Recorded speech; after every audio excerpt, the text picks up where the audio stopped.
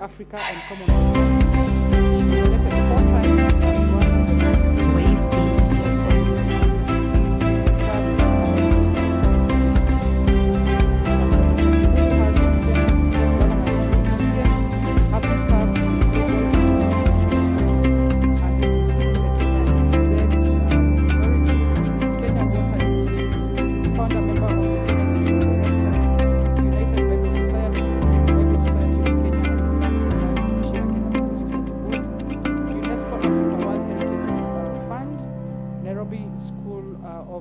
Theology, among others. So, Ambassador Dr. Kimuru's vast leadership and strong international communication are a great asset to the water sanitation sector. So, I want you to kindly join me with a round of applause to welcome Ambassador Dr. Kimuru, and we will do it in a systematic manner. We will put our hands for our hearts, Choma. Ambassador Kimuru, you're welcome.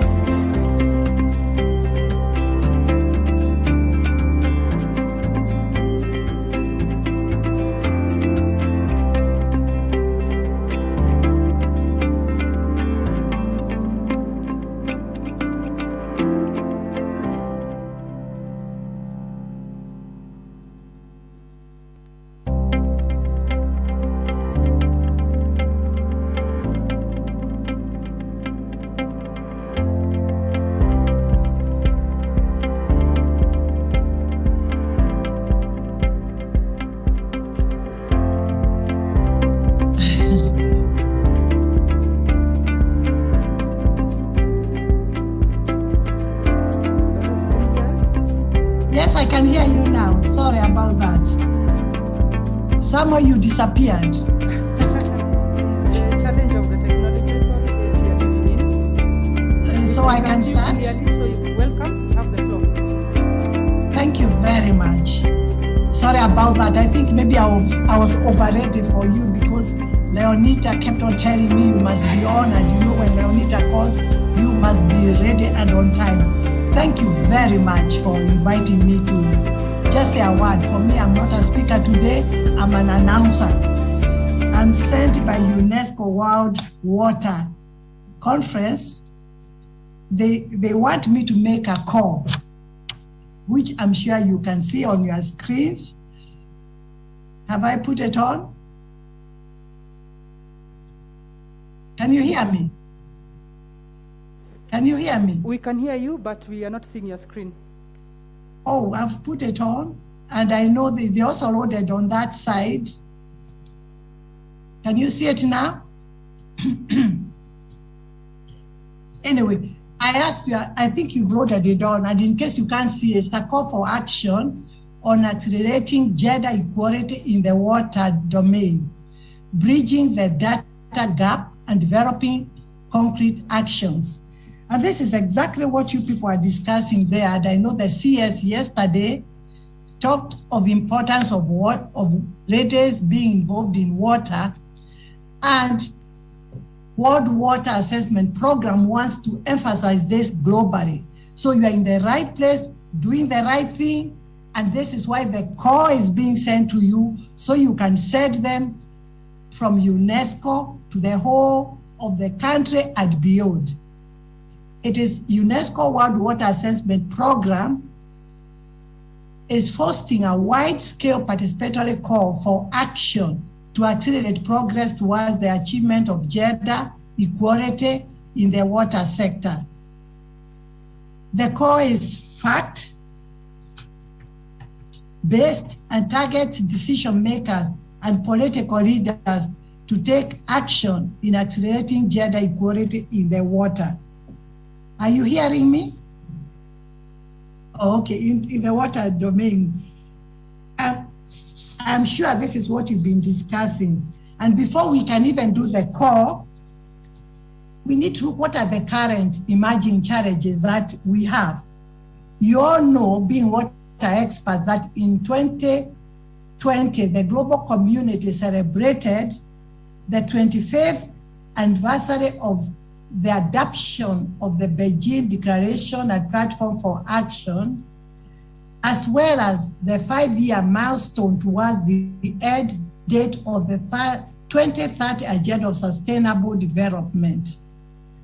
For this occasion, UNESCO, WAP, let me call them WAP instead of doing the whole big name all the time, led an extensive analysis of the gender-related achievements and current challenges in the water sector on a wide array of relevant topics. This effort was carried out together with the WAP Water and Gender Working Group, which includes experts from the UN agencies, National Water Agency, regional organizations, NGOs, and academia. It has shown that, unfortunately, we are not on track to achieve the Sustainable Development Goal 6 on water and sanitation in most regions of the world, as well as the global COVID emergency has suddenly reminded us of the urgency to address the challenges related to access to water, sanitation, and hygiene. Moreover, the international commitments made with respect to gender equality and women empowerment are far from being achieved.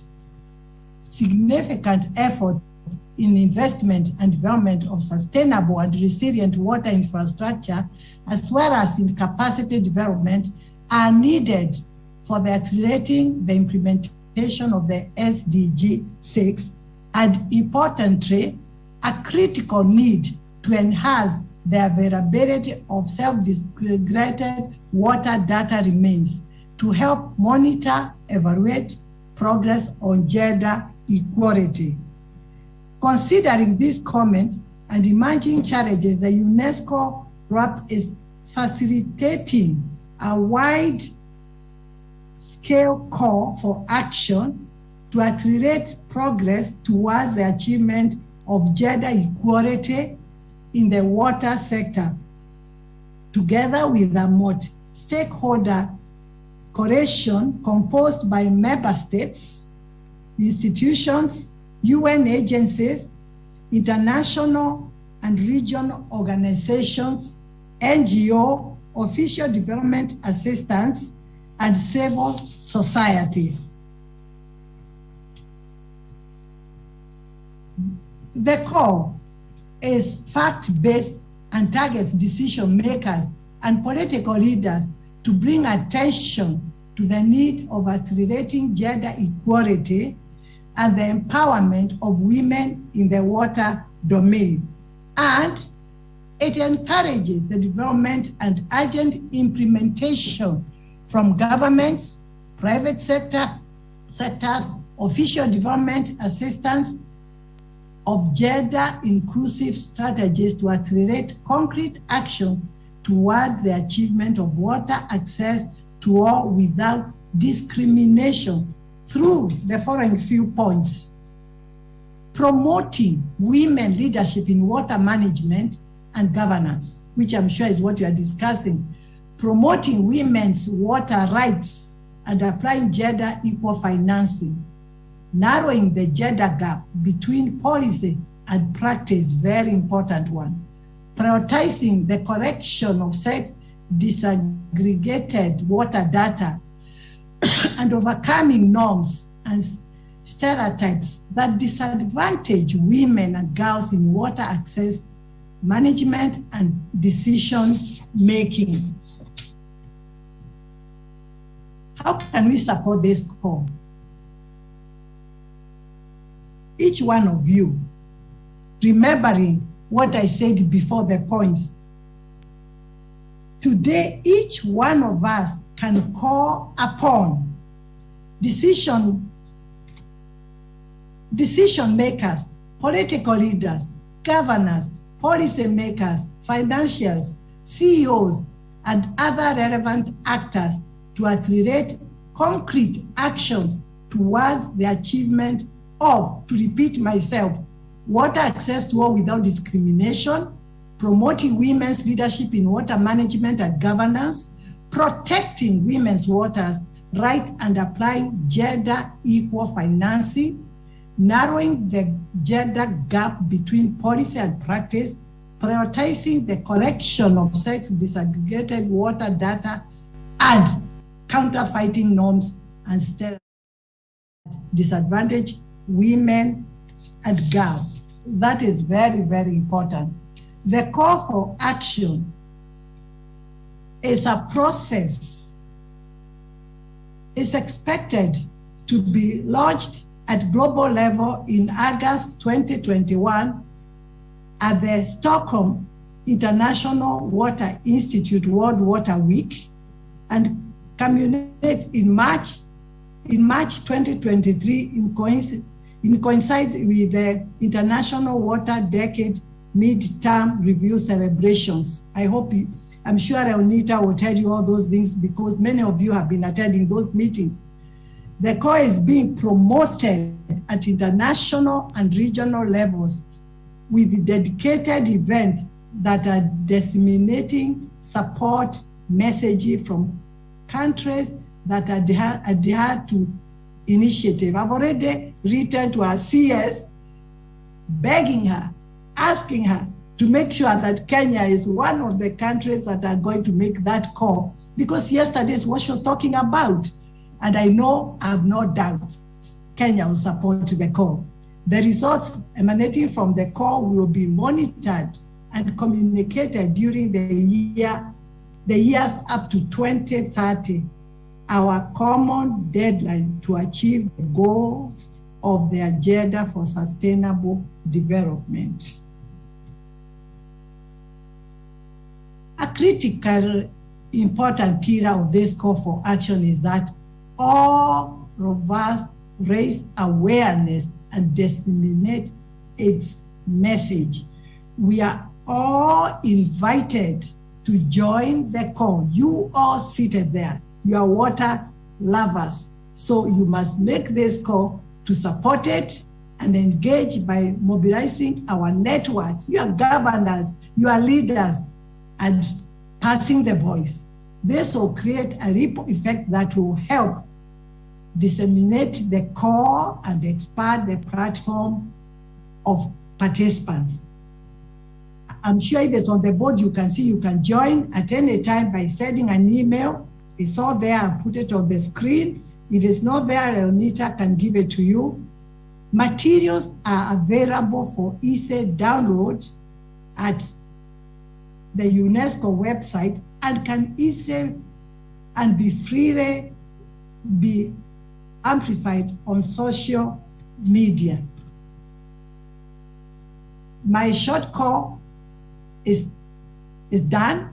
Now is to thank you and beg you the interest, goodwill, and support of you all and other interest partners in this global advocacy initiative are particularly important and welcome.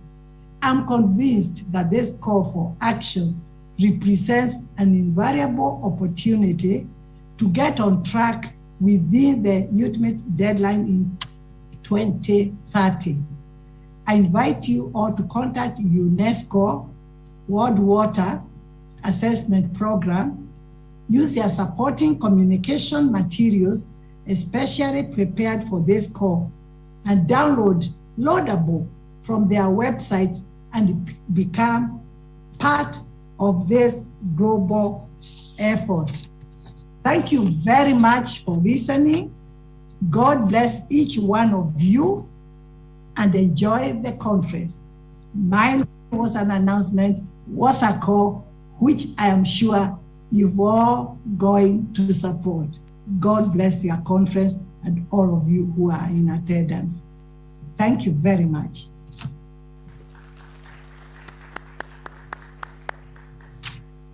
A bigger round of applause for Dr. We said we'll do it in an orderly fashion. So we are putting our hands apart. Flowers, flowers. Choma. Thank you very much, Ambassador, for that informative presentation. Thank you for the call for action. I'm sure all of us in the room have heard and are interested, and we'll be sharing the materials, including the resources that Ambassador has mentioned. So we are very grateful for that. Without much ado, I would like to invite Ambassador, if you'd like to stay with us, that's okay. But we'd like now to move to the next session of the program, and I'm going to invite Dr. Leonita Sumba. We've heard a lot from her. Dr. Sumba is the chair of WIWAS, and I am sure she has interesting discussions for us. I know we are all tired, and what she'll be saying is new. She will not repeat anything she has said before. Right, Dr.? She shouldn't, but she can emphasize on what she had said before. So please help me in welcoming Dr. Sumba in our, again, orderly manner. Choma.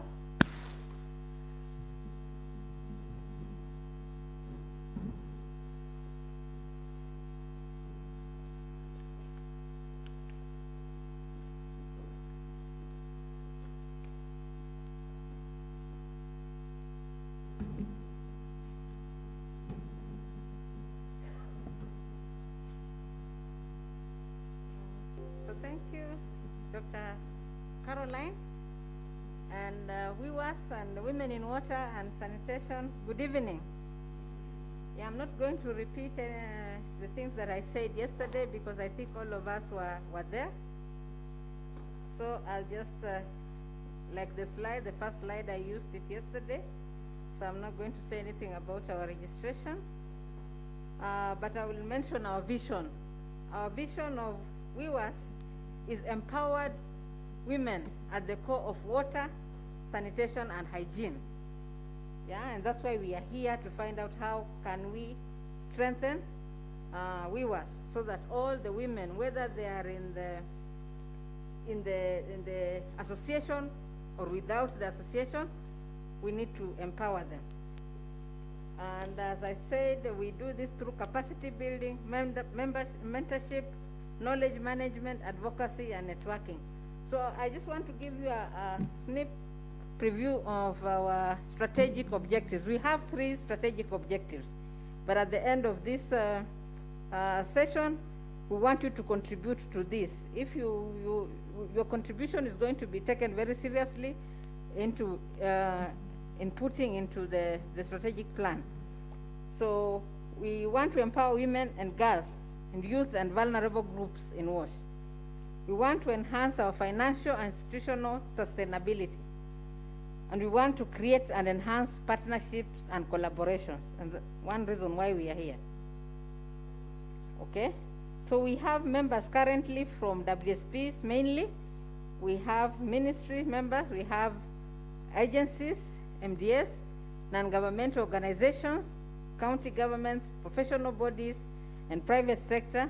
And we even have male champions. Our #1 male champion is Simon Thuo. Yes, there he is. We have the CEO of KEWASNET, #2 male champion. And then we have #3 male champion, the CEO of WASPA. So even men are invited. Then our headquarters is in Nairobi. We are currently being hosted by WASPA. We thank them for that. And then just a little bit, we talked about this yesterday, but our guiding principles are derived from the 2 SDG goals, #6 and #5. And then the basic right to water and the role that women play in the water sector. I talked a lot about why focus on women, so we will not look at that. Priorities I will touch. So water professionals like yourselves, including young and older, primary school going children, rural women, and then urban poor, and water pollution, and menstrual hygiene management. Okay? So some of the activities that we've managed to do, we held the first National Women in Water and Sanitation Conference in 2016, and you can see Madam CS at that time, I think she was in the Ministry of Gender, yes, and she graced this occasion. And again, we are lucky. This time, again, she's our CS, and she graced our occasion. So we also played a big role during the Kenya Sanitation Conference, where we participated in the Children Forum, putting it together and sensitizing them on sanitation matters.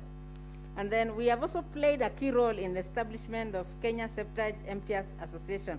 I think Margaret will talk more about that, Margaret Maina. And then we've been also participating in policy discussions in technical working groups, especially for the Ministry of Health and Nairobi County. We've done public awareness and exhibitions, and of course, we are now deeply involved in this current conference. Another thing, we have a group in, where is this? I forget Carol, remind me. This group, that's the slum. In Korogosho, called Umoja ni Sisi, where we are mentoring them with regard to Nairobi River pollution. We also hold health talks and provision of PPEs to a group in Korogosho called, they are called Kairos. And these are the manual pit emptiers. So they empty the toilets manually, and of course with all the risks involved. So they are also working with us. Then we have Dada Women Mashinani. Are you in here, Dada Women Mashinani? Yes, we have a group of Dada Women Mashinani coming from Embakasi, and they are also concerned with the cleaning of Ngong River. So they are our mentees. Then menstrual hygiene management, we have done Homa Bay, we've done in Taita Taveta. Yesterday we were at Longonot DEB Primary School. It's not showing there. Yes, we were at DEB, and we did some health talk and distributed some sanitary pads. Yeah. So what is our organization structure? Paul, why isn't it showing? Ah, okay. It's okay. So we have our structure, we have the chairperson, me. We have the vice chairperson. We have a secretary general. Is she here? Edda. Yes, our vice chairperson is Sarah from Mombasa Water. Our secretary general is Edda. We have an organizing secretary, I saw her somewhere, Chebor. We have assistant secretary, Beatrice from Nairobi Water. We have a treasurer, from Malindi Water, she's called Kate, and assistant treasurer. Assistant secretary we have from Tana Water, Mary, yes. Then other executive committee members, we have a representative of private sector, NGO, special group, our male champion two are there, professional groups, and a representative of water service providers who will be working closely with your institutions. And then we have 4 committees that you can participate in, you'll be part of: strategy, capacity building and research, advocacy and communication and partnership, finance and administration, audit and risk. Now, where are we looking to in the future? What we need is to strengthen our association. And that's why we are here, to hear from you, to see what ideas you have, suggestions, so that we can strengthen. And this will include member recruitment. I hope all of us will register to become members. It will include setting up, strengthening the structures and systems. It will include office space. Right now, we are being hosted by WASPA. We thank them. And I think they'll continue doing that until we get our own office space. So we don't have an office space, meaning that even getting a secretariat is space is a problem. So that is a challenge. And then we want to strengthen also our partnerships with the WASPA and KWASNet, and then get involved in more impactful programs. And then we've been preparing a leadership and mentoring program with in partnership with WASPA and World Bank. And I think we will announce this soon, once it's ready for us to participate. So our key challenges, we said lack of secretariat, lack of office space, inconsistent and unreliable sources of financing, inconsistency in participation by association members. Today you are a member, tomorrow you're not very sure if you are one. So we need to really own this association and participate fully in it. So I think with that, the rest will be discussed by our panelists. So thank you very much, and God bless you. Sawa.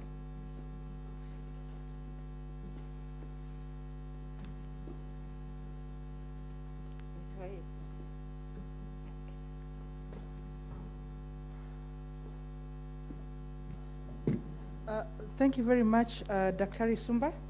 Let's give Dr. Sumba our round of appreciation. Maua, maua, maua. Chama. So thank you for that, Dr. So I know we are pressed for time, and I would not like to eat into any time for preparations. I know CEO is really waiting to see our big hats. I know there was a time they were named Orierogo. I don't know what they are called nowadays. Did you carry your stiff hats, the one which have Gazette inside, to keep them? You have them. CEO is really looking forward to that. I think that's the reason he agreed not to charge for the dinner. Is it true, CEO, or I'm exaggerating? Yes, so I would like us to have some time at least to prepare before the dinner.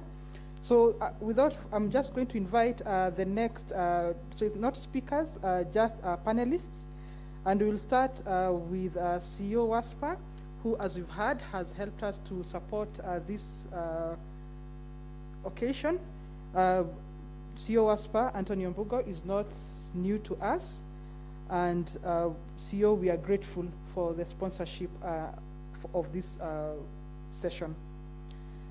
Kindly also join me on stage, Ms. Margaret Maina, MD Limuru Water. We are also going to have Ms. Beatrice Langat, who's a Senior Research Officer with the Kenya Water Institute. Beatrice, I told people you're very chap-chap.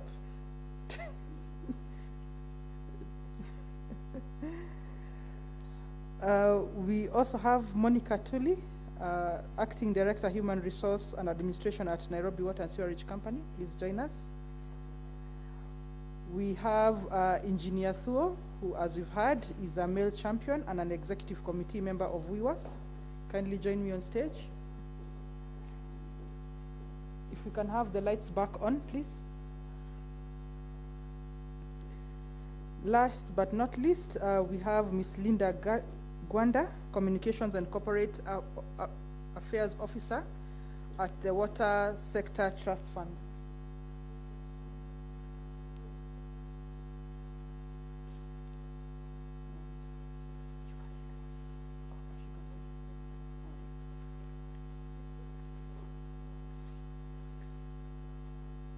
All right, panelists, thank you for joining us. We are excited. We are not breaching the 2/3 gender rule, but it's good to be the majority for a change, isn't it? This is, they call them the male-dominated panels manels. So what will we call this one? This one is fine. It doesn't need a name. Very good. All right, and so today we are going to just have brief discussions. I will ask you to briefly just introduce yourselves, but then the discussions we want to think about is what are the barriers, and we want you to give this at least from your institutional perspectives. And the objective of this discussion is to how can we strengthen the role of WIWAS in the water and sanitation sector. So please tell us what are the barriers at policy level, or organizational level, or management level, or individual level. How can these barriers be addressed? I know I'm throwing so many questions at you, but yesterday we were told not just to read from the Book of Lamentations, we should keep reading even the one on Revelations. So as we address the challenges we have, the solutions also lie amongst us. So I'm going to start with you, CEO, because I called you first. And the reason I am doing that is so that you can give us your perspective as we wait to hear at least from the women and the male champion. Welcome. Thank you very much. I think on behalf of WASPA, we are delighted to join you in this session and at the same time host it. They say the society is patriarchal, male-dominated, but I think within this space you can see that the change has already occurred. Now, I think at policy level, you realize that we made very bold commitments when we promulgated the Constitution 2010. Now, the barrier is how do we now live, because the letter of the Constitution is very clear, but now the spirit, how do we achieve it? Because at some point, it was even, I think, automated that if Parliament fails to achieve the 2/3 progressive gender rule, it should be disbanded. But you can see what politicians have done. So what we can say, already there is an enabling environment at the policy level to ensure that women are entrenched, not only in the water space, but within other governance spaces. Now, from our perspective, what I know is that any society that has always succeeded has invested in its women. If you check the prosperous society, so if you don't invest in your women, then you will realize there is a very, very big problem with that society. And that is why we have taken a bold step as WASPA, that we need to come forward and strengthen WIWAS. And I'm looking at objective number 2 in terms of financial and other sustainability aspects. As Dr. Sumba has alluded to, you realize there is a member today, there is no member. So it means we need to look at that institutional structure within WIWAS. How do we strengthen it? Yes, it was anchored within utilities, but I think when you're looking at issues of women within the wash space, it is not domiciled only within the service provision.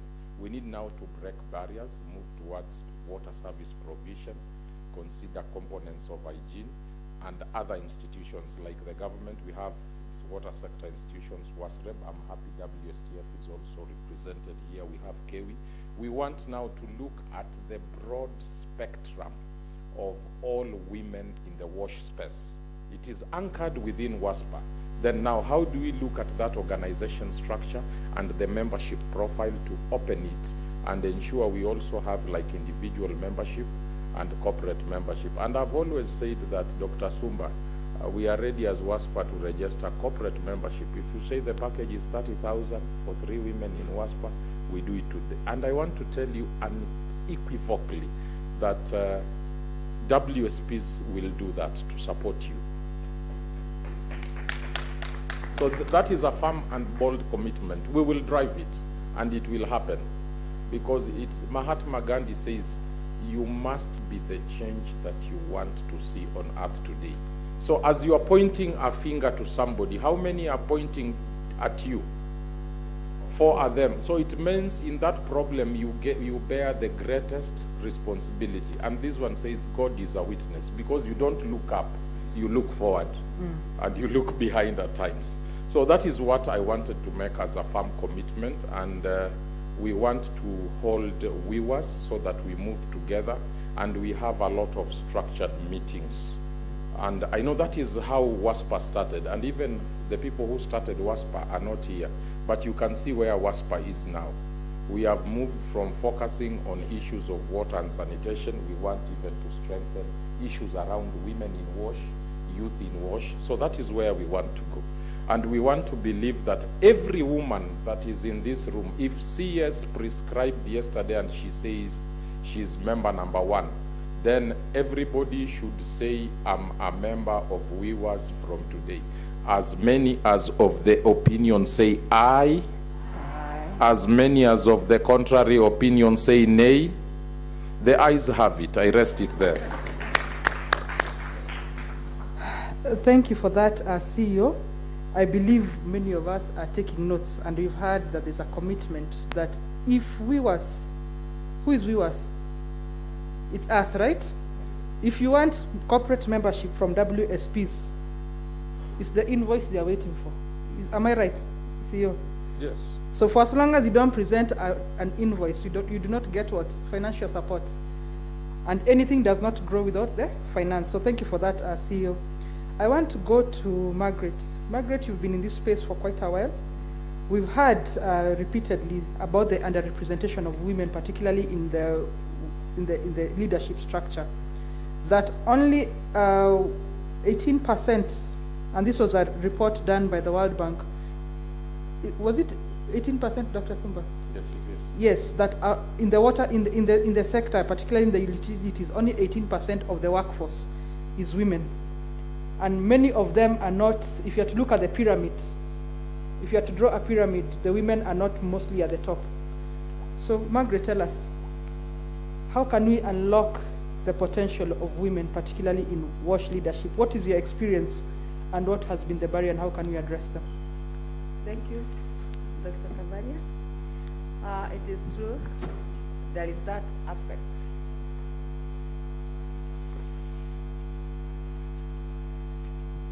Yeah, thank you so much. First, I introduce myself again. I'm Margaret Maina. I'm the MD for the Mood Water and Storage Company. I've been there for this is my 15th year, and I'm one of the longest serving MDs. I thought the CEO is going to give me a trophy. So, but I'm telling you, it has not been easy. There are a lot of barriers, and also the barriers, we have also created them as women, as Kasha is one of the barriers that has bestowed some issues on women, that women cannot do this, women don't do that, women cannot talk in front of people. So you find that there is those things that we need to break ourselves. About leadership in the water utilities or in other utilities, because when we started this organization, first it was meant for the water utilities, and then we realized there is passion of women working in WASH, and it was open to everybody. And the membership was, I wrote several times to the Waterworks Development Authority, to WASLEB. I've written to all the water sector institutions for women to join. But what we are lacking is passion. For you, even for your utility, to nominate you, even if you have corporate membership, and the women have no passion of water and sanitation. Tomorrow the MD will send ABCD, tomorrow in the next forum they will send CK, like that. But if we had gender focal points at the organizations and women to encourage each other, it would be easier. And it is on that basis that WIWAS was formed, so that we mentor each other, we encourage each other, and work within our limits. There is a lot of space. For me, when I started, I realized that you need to network with women. And then I also enjoy my work. I go past call of duty. And one day I asked when we were having the sanitation conference, I asked, because we have the women, Dada Mashinani. We are all environmental based, we are all dealing with water. And yet our rivers are so much polluted, such that when you pass and you see a tap leaking, I always try to call the MD and tell them there is water here. But then, as water sector workers, all of us, when we see pollution matters, we consider as if it is a case of others. I usually say, if a doctor passes by and sees somebody breathing, a doctor will stop by. If a policeman will see people fighting, he will stop by as a police due to call of duty. Yet ourselves, when we see people polluting, we don't care. Yeah, we don't take that professional responsibility. First, we must admit there is that professional negligence, so that we take responsibility of our affairs. And then when we take that responsibility, we take the work seriously, as if it is my work. And I can also do a side hustle. My side hustle is cleaning Ngong River. My side hustle is working with the Kairos, the people who collect poop, shit, where the exhausters can't go. Unfortunately, they also dump in the river. That is why Dr. Sumba said I will talk about it. We are working with youth in cleaning the rivers. And yesterday we were doing our MHM business, where we gave parts, and thank you very much for the people who contributed for foods. We gave them foods, we gave them pads, and the boys, we gave them underwear. And we went there, it was very specific that when we teach the boys and the girls that the girls have MHM, the men will understand and they'll work together, because throughout my journey, I'm telling you, I have worked with my male MDs, and they don't consider me as a woman. We work together as a team, and my CEO is here. So men, they have open hands, but the women, we are not getting there.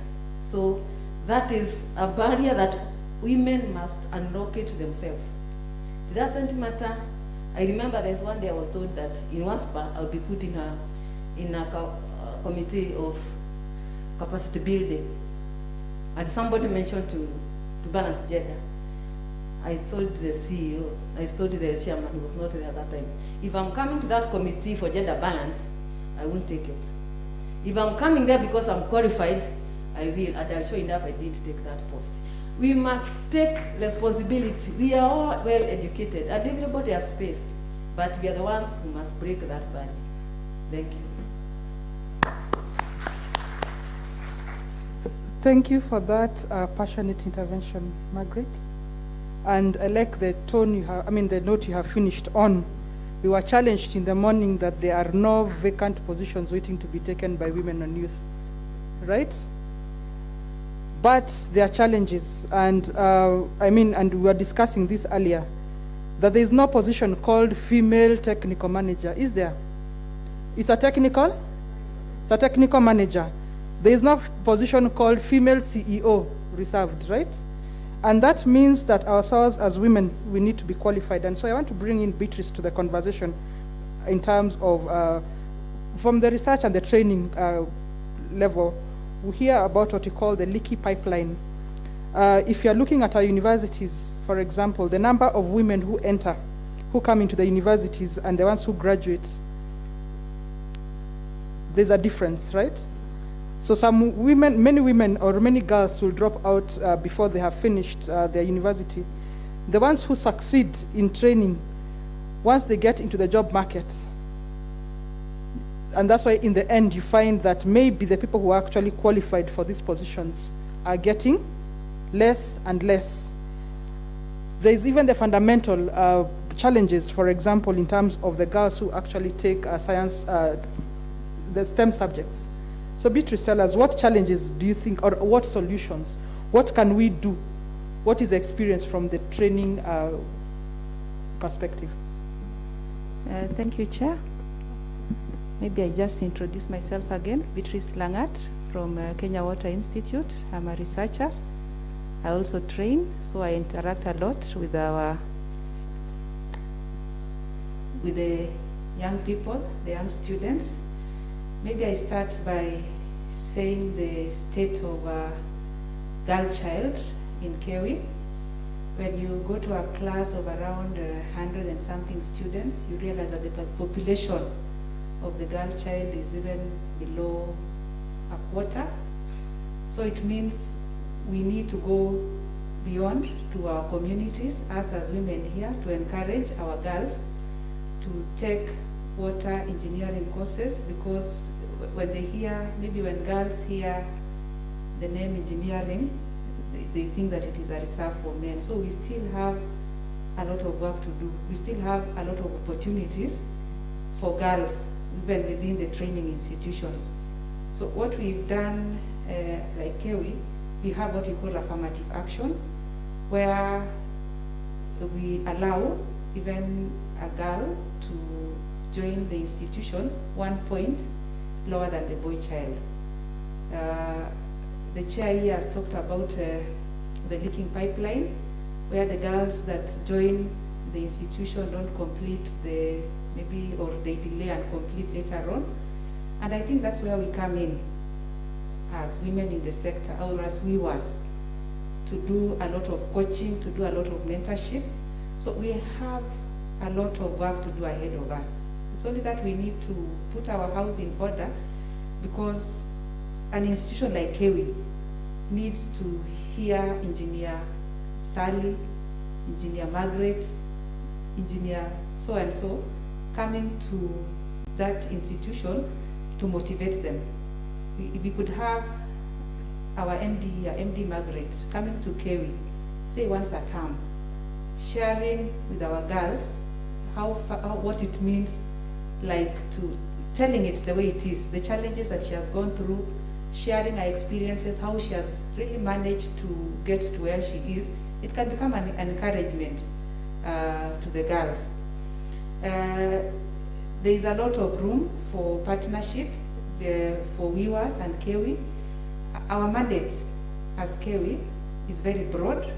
We do capacity building, we do training, we do research, we do consultancy, and we do outreach. So sometimes I imagine all the women in the water sector, if we were to do a partnership, because also our mandate the Kewi's mandate allows us to do whatever we are allowed to do in partnership. So if we was with all the professionals come together and partner with Kewi and reach out, what would that impact be? We would reach to every girl child up to the village level. So I want to challenge viewers that as much as we want to, we are saying we are financially challenged, but we have an opportunity of using our own expertise to mobilize resources through writing proposals for research, through doing consultancy work, and many other ways. Thank you, Chair. So thank you for that. A round of applause for Beatrice. So Beatrice, you've mentioned and acknowledged the leaky pipeline, and once women get into the professional setting, they face other challenges. Yesterday, we listened to the cabinet secretary talking about when women start showing a small bump, right, becomes expensive to hire. I remember when I was a research officer and I was having my first child, and we had to get a replacement, and I was told to nominate somebody who's as good as me. And my boss kept asking me, is he female or male? Is he female or male? So I kept asking him, why do you keep asking this question? And he says, you know, women can also go, they can also come and go away like you. And so I told him, are you married to a man? Yes. You also have children who you are very proud about. But you see, even in replacement, they're really concerned about getting somebody else, right? So I want to bring in Monica and tell us from the health resources and administrative perspective, what can institutions do to support women? What initiatives do you have, or what suggestions do you have that for the ladies here who might be in management or running companies, what can you do to support women to sort of retention within the sector? Thank you.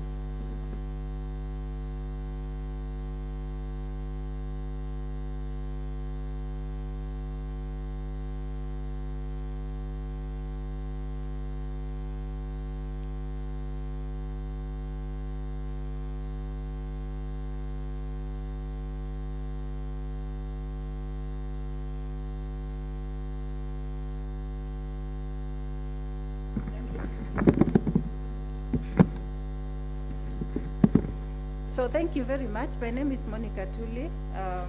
I lead the team HR and administration in Nairobi City Water and Sewerage Company as the acting director.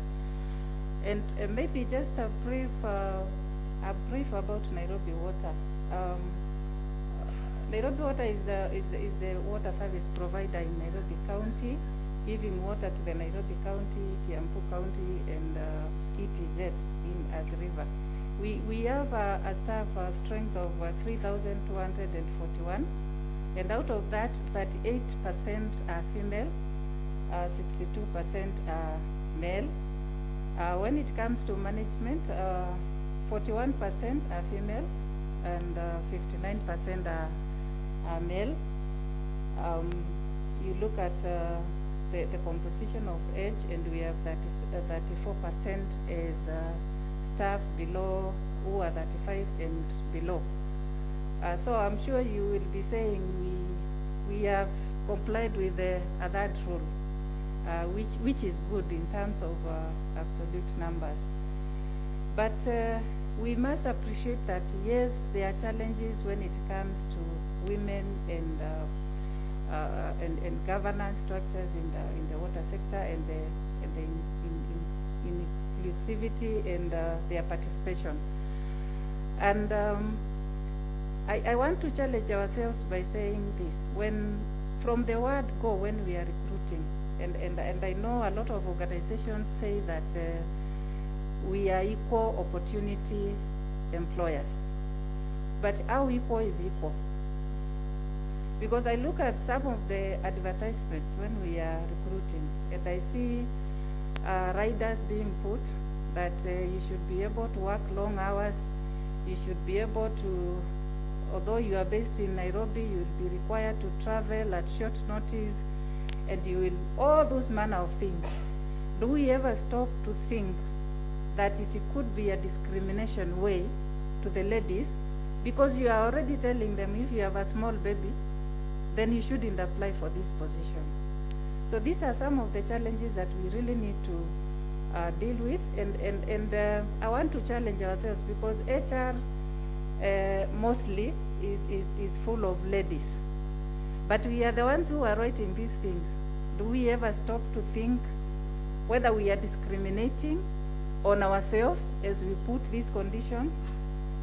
The other thing that I have seen is there are opportunities in training. For example, we source for sponsorship for our staff to go out of the country and study, especially the technical areas. But again, you realize that a staff who is female will forego a training opportunity because they have a small family, they have a young family, or they have a small baby, Have we ever thought about how we can assist these employees to be able to still achieve these trainings by maybe saying, if you are a female employee and you have gotten a sponsorship, then the employer will sponsor the person who will sit with your baby, for example.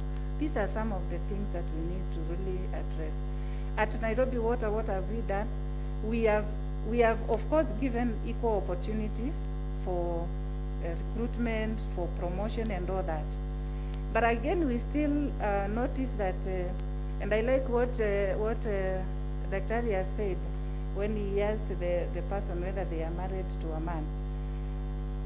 We have issues, and I will share an experience I had where we had a new employee. She came in when she was expectant, and she's on probation for 6 months. So the first month she goes to give birth, and therefore she's out for 3 months maternity leave, and of course it eats into our probation period, which is 6 months. By the time she's coming back, our male counterparts are already appraised and they have been confirmed. But the question that is being asked is, so how do we appraise this person? Do we appraise them for 1 month that they worked, which they were also very tired because they were at the tail end of the pregnancy? So these are some of the challenges. What have we done as Nairobi Water? We allow our staff to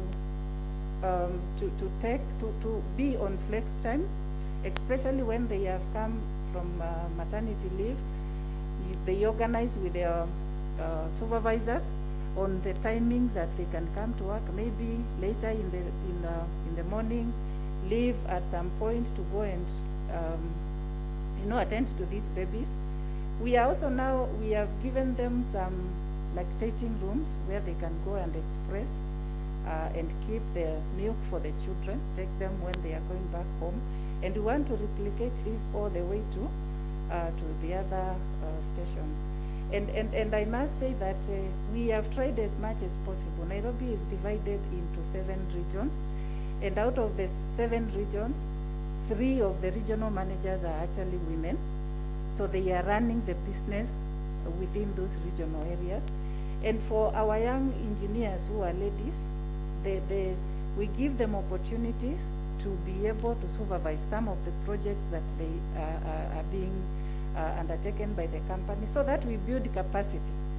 But now, just as MD here has said, I think we also need, as women, to really hold each other's hand.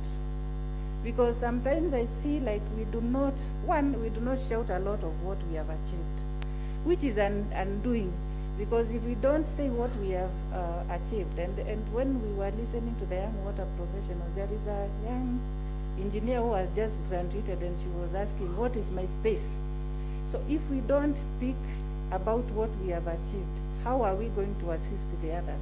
The other thing that I'm looking at, and which can really propel us as women, is mentorship and coaching of those who are behind us, so that they can learn from us. They don't have to go through what we have gone through for them to be able to move forward.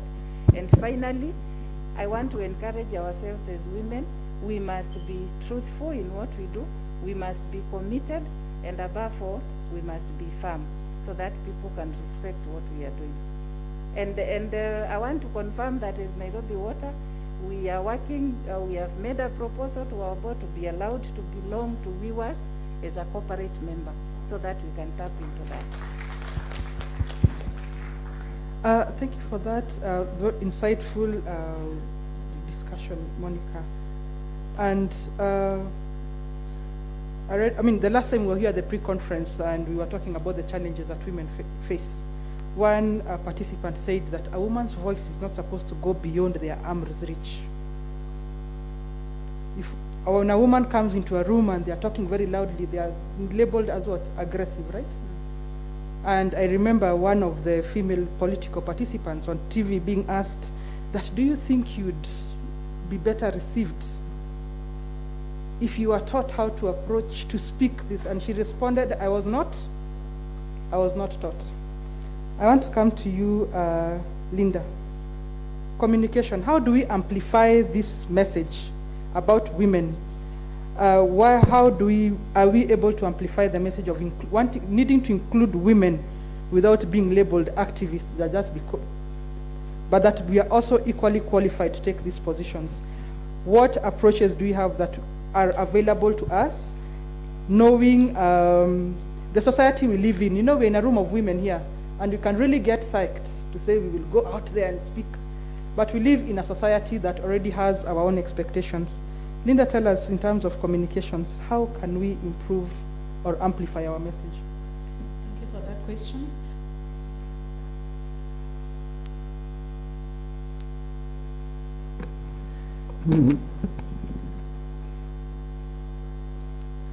Thank you for that question. My name is Linda, and I'm from the Water Sector Trust Fund. In aspects of communication, what we need to do, especially in strengthening women leadership and at the community level, is that we note that most of the water and sanitation is a strong gender dimension. So which means most of the daily experiences of men and women are different. And also in the management of water resources, it's also strongly gendered and male dominated. So how, as women, can we sit down and ensure that we can strengthen the leadership and management of women at the community level? First, we need to amplify and create an enabling environment for women and give women a voice. When I say giving a woman a voice, at the community level, it means giving a woman a voice in aspects of resource allocation, in governance, and also in infrastructure development. We also need to include more women at the decision and design stages of water and sanitation interventions. Because once we put them at the center of implementation, the promotion of hygiene messages and practices, they will be able to identify with some of the actual designs of the interventions that are being brought forth. And also, I think it's been mentioned several times, that we need to ensure that the water resource management committees, especially at the county level, need to ensure that the Kenyan Constitution 2/3 gender rule is ensured. But as we sit as women leaders in the wash sector, it means that there are going to be better opportunities for water governance, policy formulation, and allocation of resources. And if, as women, we sit at these leadership and management levels, we're going to ensure that most of the water interventions that we have are going to meet the practical needs of women every day. So we need to amplify this. We need to give women an opportunity to voice their natures, to voice some of the issues that they're going through. I'm glad to be part of these panelists, and we've had a lot of discussions. And one of my experiences is this: when you're a leader at the top, as a woman, have you closed the door behind you? Because we find that most of the women will get to the top and they will close the door behind them. They will not hold the hands of some of us women who are trying to get to where you are. So have you closed that door? Or have you created an opportunity for us who are down and trying to get to the level of MD, acting manager? Show us the ropes. Show us how you got there. Show us some of the barriers you went through. Show us some of the lessons learned. Because if you amplify your achievements, but you don't tell us what did you go through, what are some of those barriers, those nitty-gritty barriers that you made it go there? And as you sit at the top, make it easier for the women behind you. Make the road easier within your institutions, within your organizations. Make the road easier for us. As we come up, we can be able to see that this lady at the age of 50 is making it easier for me in my early 30s to get to where she is. So I think those are some of the things that we need to know and amplify and communicate to our fellow women. What are some of the barriers, some of the challenges that we face, and make the road for us behind you a little bit easier. Thank you. Thank you for that, very passionate. When you arrive, do not close the door, but hold it for the people who are behind you. And I think that's the message for that. So I am coming to you, Engineer Thuo, as a WIWAS Male Championship. male champion, sorry. And we are hearing a lot about mentorship. I was discussing this morning, I think, with Jeremy, and this is a statement I've heard before, that a woman will not apply for a job unless she meets 100% of the listed qualifications. But a man, if they tick 3 out of 5, they are applying, and they will get to the table and convince the employer why they are the one. But the lady, because you want to be perfect, so you want 100%, so you never even get to the interview to know that everybody else was 2 out of 5, 3 out of 5, because you thought they were looking for 5 out of 5.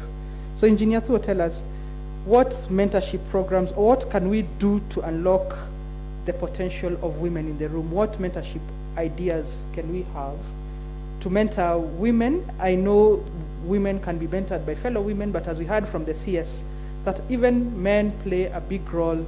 Herself, she said she has been mentored by men to reach where she is. So mentor is not gender restricted, mentorship. So Engineer Thuo, any thoughts? Thank you very much. Now, it was by coincidence that I was invited to be a male champion by Dr. Limnita, but I had also supported WIWAS before. And my work on gender started about 10 years ago, when a great champion of Africa's water, and this was, he was called the Prince of Orange that time, and currently he's the King of Netherlands.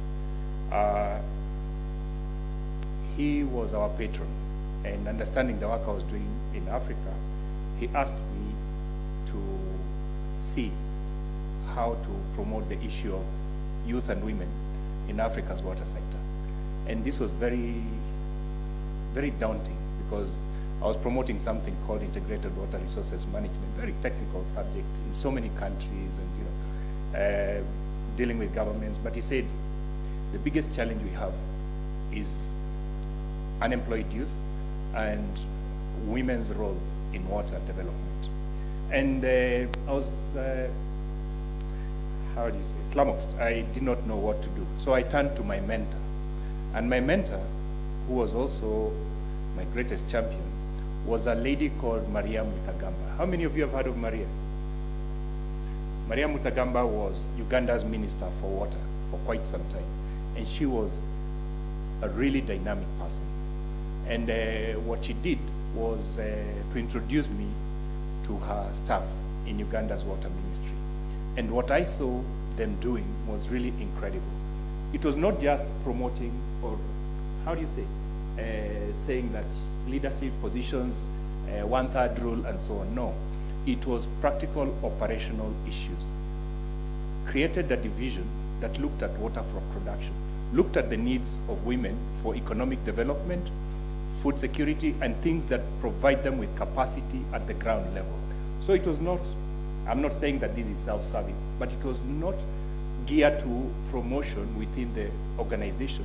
It was geared to delivering at economic level. And so I think it is really critical that all of us here, I know many of you work for the utilities, so you might think your role is limited. But when it comes to strategic planning, can you think, what is it that you can do to promote productive use, to promote water as an economic resource for the women? And then look how you can move that forward so that everybody can see the value added. It's not just asking, for 3 positions here, but how can we transform the economy by providing women with access to water for development, not just drinking water. The issue of mentorship is quite critical. Again, the people who really helped me in this process were Rosemary Rock, who used to be at the World Bank at that time, Teresa Wasike, the one who's, I think she's still in Maji House, and quite a number of other women in Uganda, in Kenya, in South Africa. We learned a lot from them. So a network of women and benchmarking with other countries who have really moved the water agenda forward would be very, very important and very useful. And finally, I think today one of the most extraordinary presentations, or how do you say, ideas that came forward was what Maggie has done for her company, creating a career path for everybody, from the plumber to to her deputy, so that they know that this is how you can progress in an organization and this is how you can move. If we had this kind of guidance when I joined the ministry way back before I left, it would have been a totally different scenario, because we just got in. It was just like you're thrown into a pond, you have no idea, just learn how to swim however you end up. Creating that kind of pathway, I think it is very necessary, not only for Limuru, but for every other utility, for the ministry, and for all other water organizations. That is also very critical to be coupled to the mentorship, because when you mentor somebody and they have no idea where they're going, then it's, it doesn't really end somewhere. So I think you couple the two, and then you really have a good pathway. Thank you. A round of applause for Engineer Flo. So thank you for that, and I think that leaves us on a very high note in terms of mentorship, and not just mentorship for the title, structured mentorship. So we are here, we are women, we are saying women should be mentored. How many of us can commit to saying I'm going to commit to mentor at least one or two young women behind me? By a show of hands. By a show of hands. It's not just the young women who need mentorship. I've sat in a committee where when you are doing things, everybody's asking me, what are you doing? Even the older generation can benefit from training. How will you understand what challenges the younger people are facing? So who can commit to try and learn from a younger generation today? Just by a show of hands. So mentorship is two-way. So when we come to that, I'd like to take a few comments or questions, at least from the audience. Maybe you can help me with the mics, right? So I'm going to take 3 from this side and 3 from that side.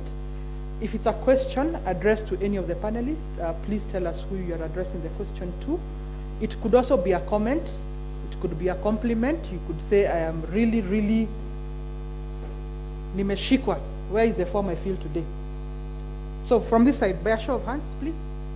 Comments.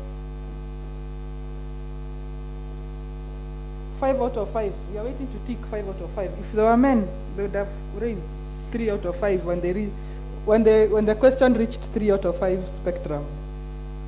Anybody on this side? There's a hand there. Thank you. 1, 2, 3. So let's start with the lady at the top. Sorry. Please introduce yourself, where you're coming from, and if it's a question or a comment, and who you're addressing to. Okay, thanks so much. My name is Prudence Magwina from Kisumu Water and Sanitation Company. Mine is more of a comment and perhaps an appeal to the leadership and membership of WIWAS. I think if you ask me, I'll say there's a missing link at the initial stage when we are targeting women in the water sector. An experience perhaps I take from our times. When we are growing up, especially I'll take back to the high school times, it's very rare that you find most organizations visit the high schools and hold career talks, what we call career weeks. And I think if we are really targeting women, more women to join careers in the water sector, I think we should partner with the high schools. We start from high school, because by targeting those who are joining the colleges, we are a little bit late, because someone has already made the choice. But if someone went to these young girls who are in high school, we are able to influence their career choices, because it doesn't mean that women don't perform in sciences. We have very brilliant ladies, but due to lack of information or that mentorship or that career guidance, most of them, they end up in choosing other courses, because when you're born, you're told, I want to be a teacher, I want to be a doctor. These common, the things that we all know back in the village. I'm looking at a village girl who didn't have exposure. Basically, like from my experience, when I joined campus is when I came to learn about career talks. And mostly these didn't come from the learning institutions. Actually, it came from potential employers. So if we can take it upon ourselves, because I believe each and every one of us, we've gone through high school. From the regions that we come, we can get champions. Organize, let us visit these schools, let the management, we partner, then make it like a quarterly. Is it an annual or semi-annual activity? that we are able to go back, give back to our communities, and nurture the talent so that at least even if they are now graduating from the fourth form, they are able to make more informed decisions because they can see these are the ladies who have made it in the career sector. So there's nothing like engineering courses, we need only men. If they see us ladies going back to them, because even if you ask like most of the people that we are seated here, even our first career choices, first we started from other sides. Personally, I started from banking for quite some time. I'm like 4 years in the water sector right now. So it means as much as we are saying this, we still need more information, and let us not target at the college level, let us go back a little bit to high school. Thank you. A round of applause for that. So thank you for that comment. I think I saw a lot of people nodding and agreeing. And today, if you chose a school in Kisumu and told us we come, how many are going to go? Career path, just inspiration to these young girls. There you go. Dr. Sumba has noted those hands. All right, let's take the red in red, I think, sorry, was second. So let's take that question or comment, and then we'll move to the other side.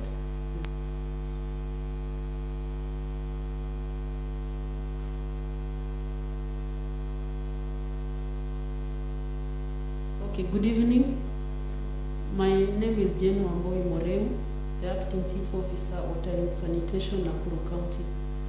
I have a concern or a proposal. In the year 2019, I saw the Engineers Board of Kenya make some advert on engineers who are ready to mentor the youngsters. And okay, there were requirements for you to be a mentor. And I believe we can also borrow a leaf from them such that we are able to connect, because we had a discussion with the Madam Sumba outside there, and then I was asking, now how do you connect? I remember, okay, there's something deep within me that has been kind of pressing me to kind of do some mentorship, because when I see how the youngsters in our offices are suffering, sometimes you see they come and no one is ready. In fact, it's kind of their bother at our places of work.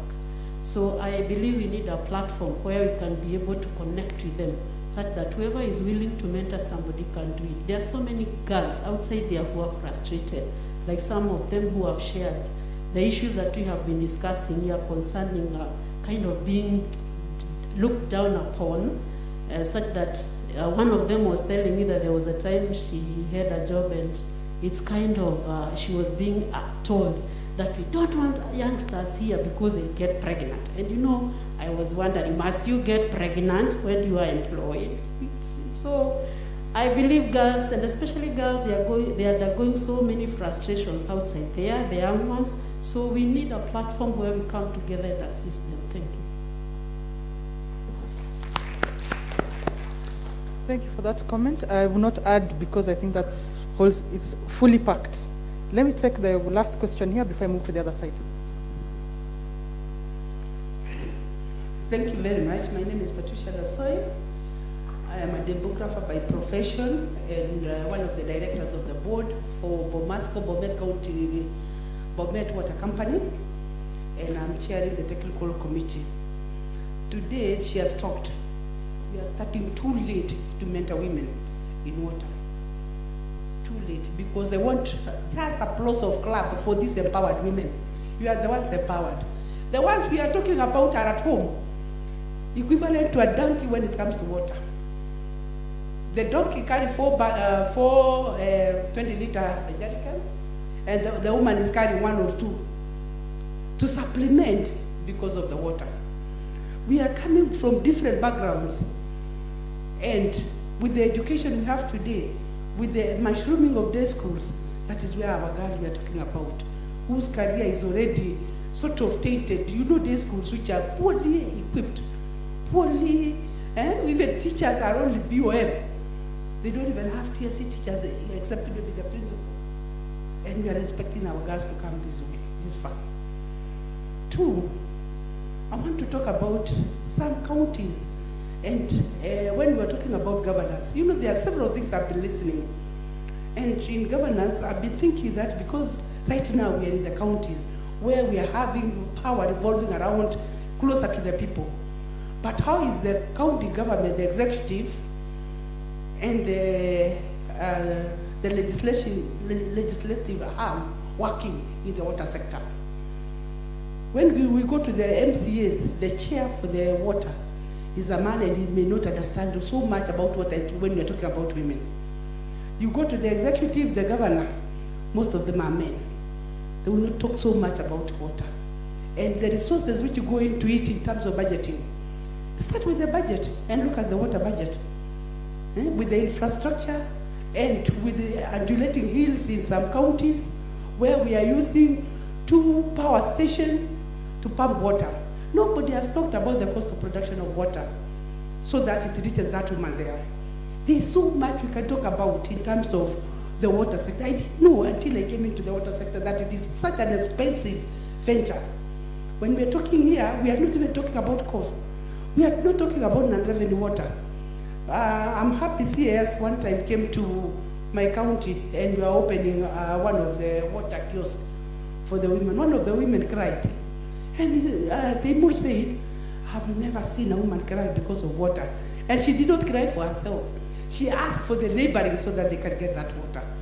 No, now that they had, but now she's extending an arm to another woman on the other side of the ridge. So, I think as water people, we should really look at the nitty-gritty things to support that woman who is not empowered. I'm a demographer. The rate of pregnancy in the 2020 COVID, our girls gave birth, all of them, almost all of them, 3/4 of them. And they need water to clean the children and to clean themselves. And the water is not there. So we may be thinking so much in innovation. I'm happy. You get these people in the working class, most of the women, they fear even to apply when they miss one thing of the requirements. Women apply for any job, anywhere, anytime. It is you to move, as the CS said yesterday. 2, when we are addressing the issues of women, let's not entangle ourselves to the empowered ones. Let's reach out. We have 47 counties.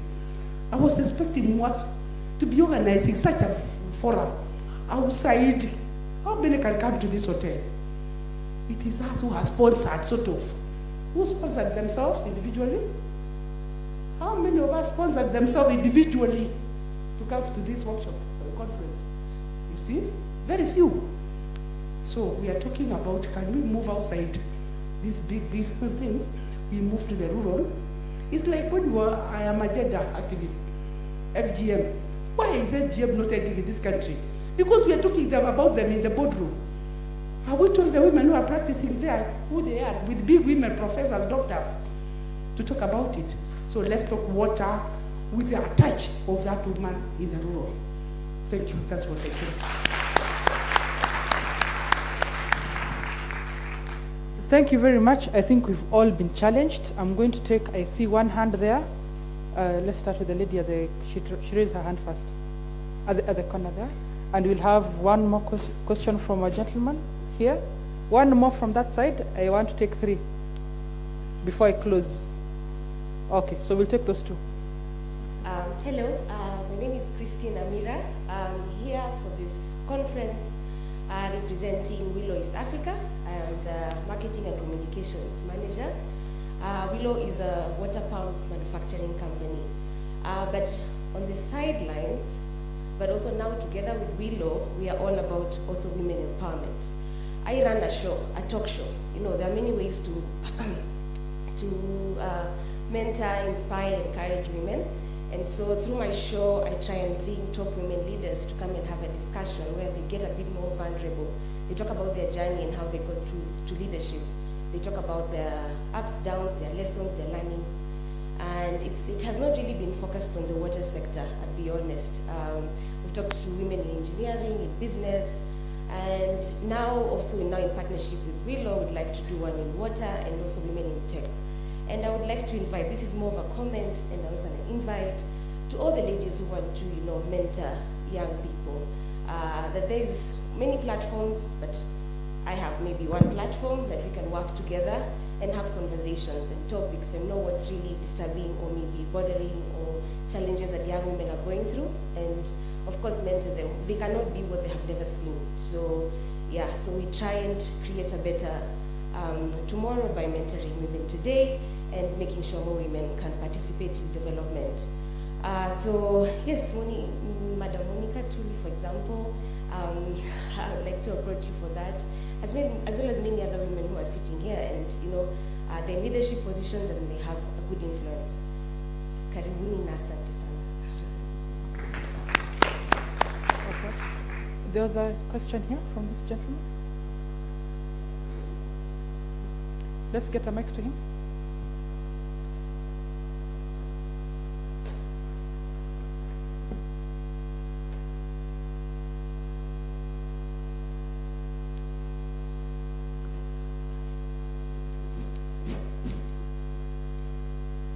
Okay, thank you very much. I first of all want to thank Engineer, though he's really talked about the women and their role in water and where it has worked and the approach that has been there, and he's put it very well, because it was not about just playing for position or power, but getting the real job done, which is what women are very good at. They get the job done. And the lady who just spoke, that is the spirit, because you are addressing women from across the entire section. Women do not experience water problems in the same way. What the MD, there is a problem she's encountering in the office, is not the same problem that the woman in the rural village is encountering, but the problem is there. And on the same note, I really would want to also to disembank the difference between the governance and the power relations. But in terms of governance is where decisions are made and what is happening. Women are doing it. We can give examples, and there are many.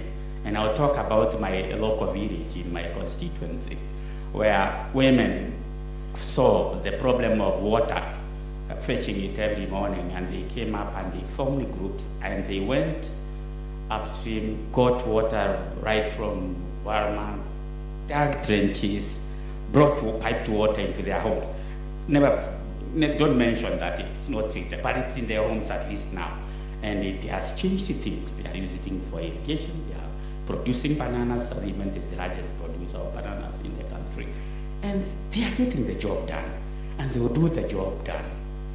And I'm seeing even at the university where I am working under 5 women who are really getting the job done. They are mentoring people. I'm mentored by one myself. And when I said I'm here on an affirmative action basis, they sent me because they've been out there doing things and they're growing me. Women do get the job done. Let's give them a chance. And in that spirit, I came here to give a few offers for those scholarship positions for younger girls and women who want them for the Master of Science in Sanitation. And it's being offered in a very friendly way, cognizant of even the challenge of childbearing and all. And we are offering it online, and you can apply and look. We have, like now, we've only, I think, 6 minus 15. There's 9 slots left, and I hope we will be able to fill them. And they'll be like sponsored fully for the MSc in sanitation. And it's coming also with the mentorship from those that group of wonderful women who are getting the job done in sanitation. I can give you a small snippet. These ladies, between 2016, 2017 is when the work began, to today have managed to put up a sanitation research institute within the university. It has a laboratory. It's not funded, there's no funding which was coming expressly to do those things. It's from other research projects and things that were going on. They managed to salvage something, just the way they do it in the homestead. A scattered, a morsel there, a grain there, and you have a meal. And that's the approach these ladies who are mentoring me use, Dr. Nyongo and her team. From the research grants they had, a few things were left. They have put up a laboratory, they have put up a hall, they have put up a treatment plant, and they have put up programs.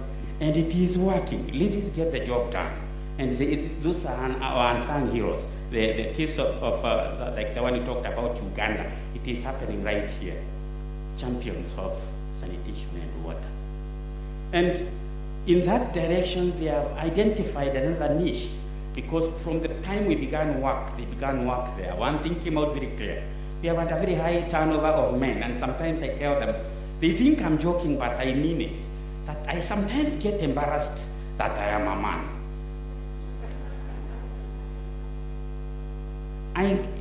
And this is, I'm not saying, and I'm not in any way weird, but in the time that we've worked from 2016 with them, we have churned out so many men. They come, they mess the work, and they go. Others come, they steal from the activities, and they go. Others come, they don't do the work, and they go. And the first lady that we employed there, who was a simple village lady, taking care of the production unit and the flies and the larvae and the collection, is there. She's so good, she gets the job done. You can go away for a whole month and everything will be meticulously done. There's another one who is taking care of the animals. Everything goes on so well. There's one taking care of the people who collect the sludge. Everything goes on so well. But we have other instances of men, and I'm not saying that they were bad people, but somehow they managed to get some things not working out, and well, there are people, but women are getting the job done. Trust them, it will be done. And for that, even the people who are doing the work of construction, we have a number of them, and we have had challenges with them so much so that now we were thinking, wait a minute, maybe we should have gotten some female artisans. And born of that, we are developing now curricula to train village and normal women on the ways of doing construction work, and they'll get certificates in artisan and all of these things to be able to mount up technologies, sanitation technologies, as artisans, as fundis, as foremen, so that they are the ones who are driving the process of installation of sanitation technologies to the ground. Women, when you give them work, when they learn a trade, they don't go shortcuts. If it is supposed to be ratio of 3:2, they will do it 3:2, consistently 3:2, 3:2, and the work will get done. So for those coming up next, we are having artisan courses, and we'll be having women there doing the mortar and the shovel thing, and they get it done. Because I have seen them in construction. We did some benchmark on some looking around formative research, and we see them. They're in construction now, they are doing things, but they have been relegated to the peripheries. They don't make decisions, they just make the soil, they bring the water, they do this. Let us get them now to be the artisans, people doing the work, the foodies, people doing the work, the foremen, and that will be fine. I'm encouraged, and can I mention something? I am privileged to know one of the technical people, engineer from the field, a woman, and I just learned, not from her, but from others, that one of the works that she did in Navy Water Company, sometimes doing a, what would you call it? DTF.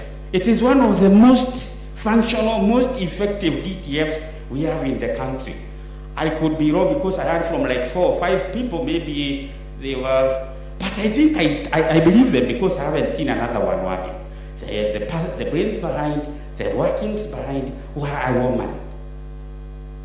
And I'm not talking about power relations or anything. I'm talking about governance, the decision-making process, the execution of it, and getting things done. Women will get the things done. And this is not because they have just begun, it's because they are the ones who have always been doing it. They have always done it. Like things of water and sanitation, they have always done it until it goes a bit jumbled up somewhere. Men are also doing it fine, but given opportunity, I am a champion advocate. I really wish there was a way I was also joining WIWAS. I don't know how that would be. Do I have to wear a skirt? No. So that is my thing. we have like 9 slots or so. I don't know how many of those who said applying will be coming. We are having also coming up PhD in sanitation. We are doing another one, Bachelor of Science in sanitation, which will combine the Bachelor of Science and the Master of Science to be there next year. I hope you enroll your students. And these require people not from sanitation or engineering, from across the divide, provided you have a bachelor's degree, because sanitation cuts across all things. Like tomorrow I'll be giving lectures on behavior change and advocacy. People in that area, that is sanitation, because we have to change behavior. Last week there were lectures on technologies. Those are for engineers on the same module, and they cut across. Even if you've done theology, there's something you can do in sanitation, and we will help you do that, provided you can be trained and you have passion for it. A teacher can talk for long, yes, so I think I want to end it there. Thank you. Thank you very much. I know we have many, many burning questions, and I don't know why, if this is the experience. Even when we are here at the pre-conference, we did not finish the conversation, and we said we'll come and continue it here, but I can see it is still going on. I want us to take this forward, this conversation, to the gala dinner. You know, those youths, when they go and find the food, they eat everything. We were told, so we need to give them a chance to remind them, even as we are here, and because we have the Chief Administrative Secretary already here to officiate the gala dinner, it would be good if we are there. We said if you leave women behind, you're leaving 50% of the population. So we don't want to be the 50% who is left out when the CAS is asked who was there. So maybe let's continue. The conference is still here. We are still here. We are still here tomorrow. Dr. Sumba, I think, and the members of WIWAS, your work is cut out for you. You have people who are willing to enroll. Engineer Thuo will hold your hand and tell you people, women don't have to wear skirts, even us, we're not wearing them. So please, remember, let us continue this conversation. Please take up the offer for the scholarships. He has told you there are 9.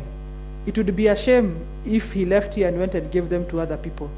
And it doesn't have to be for you. It could be for somebody you know working for your company.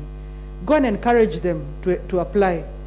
Please, you will share with us your contacts, and we can share with the people who have attended this conference, the people in the room. But the last word I want to leave you with is that women are known as amplifiers. If you want your message to be known, if you have, even in politics, if you want what your agenda is, tell it to a woman, and it will spread far and wide. So imagine if you were actually amplifying our own message. I will leave you with that. So please, let's have a round of applause for the speakers here and for ourselves.